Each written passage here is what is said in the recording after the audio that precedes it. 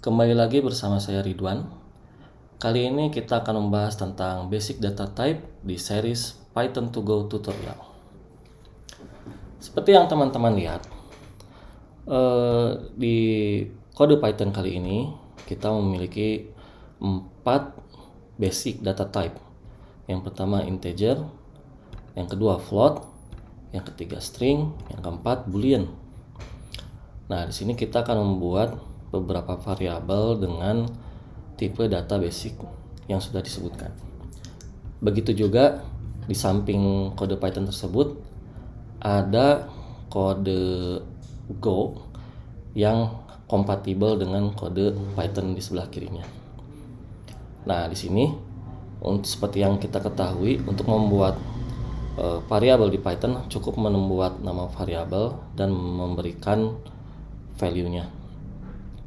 Di sini yang pertama kita ada integer, lalu kita akan print isi dari variabel tersebut. Di seksi yang kedua kita punya variabel float sebanyak 2 variabel, lalu akan di print juga. Di section ketiga kita punya string, yaitu first name dan last name yang berisi 2 buah string. Nah, nanti akan di print juga. Sedangkan yang boolean, kita mempunyai 2 variabel dengan nilai yang berbeda, yaitu true dan false. Nah, seperti apakah programnya bila kita jalankan? Kita coba jalankan yang Python dulu ya. Kurang lebih seperti ini. Nah, tidak berbeda jauh dengan yang Golang. Kode yang Golang ini akan dibuat semirip mungkin dengan yang versi Python. Nah, hanya saja di Golang kita memerlukan library bernama fmt atau format. Bila di Python kita hanya perlu menggunakan print langsung tanpa mengimport library apapun. Tapi kalau di Golang kita harus mengimport library format dulu atau fmt dulu agar bisa melakukan print line di konsol. Nah, kalau di Python itu sebenarnya tidak wajib menggunakan kondisi name sama dengan main seperti ini atau modul. Tapi di Go kita wajib mendefinisikan func main, di mana function ini mirip dengan function static yang ada di Java atau yang ada di C. Nah, sedangkan di Go kita cukup mendefinisikan func main untuk menyimpan kode yang akan dieksekusi oleh runtime Golang. Jadi ini menjadi entry point untuk semua kode yang akan dieksekusi di dalam Golang. Nah, nama variabelnya dibuat mirip, hanya saja ada perbedaan tanda. Di sini kalau di Python kita menggunakan sama dengan saja, tapi kalau di Golang kita menggunakan titik 2 sama dengan.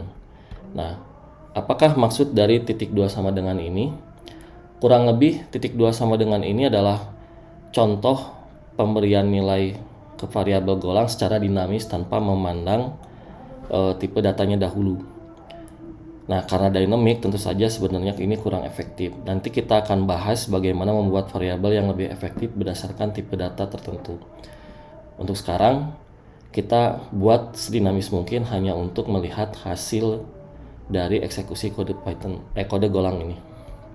Nah, bila di Python kita menggunakan print, nah di Golang kita menggunakan fmt.println.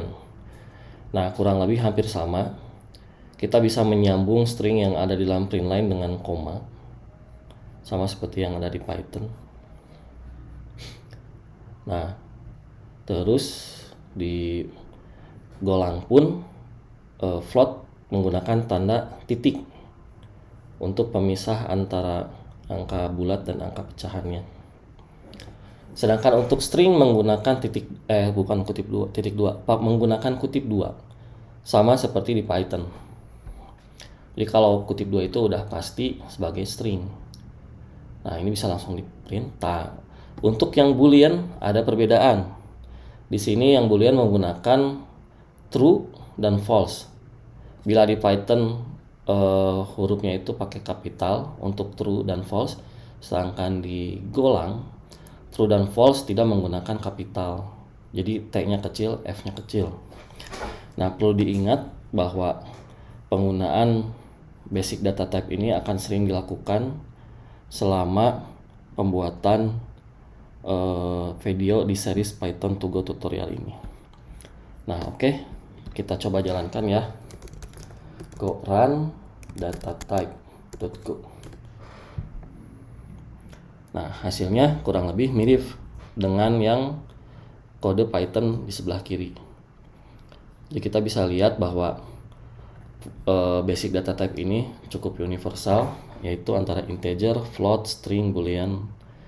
Dan tentunya di video berikutnya kita akan bahas tentang basic operator untuk masing-masing tipe data type dasar ini. Untuk data type dasar ini. Nah, untuk tipe data lain yang kompleks seperti list, set, dictionary itu akan dibahas di video lainnya secara terpisah. Karena saya harus mempelajari dulu apa yang kompatibel dengan tipe data type kompleks tadi yang ada di Python dan mencari yang kompatibelnya di Golang. Nah, kemungkinan akan dibuatkan si pembahasannya itu satu persatu, tidak akan sekaligus seperti yang sekarang. Oke, itu saja yang bisa saya jelaskan di video kali ini. Semoga bermanfaat.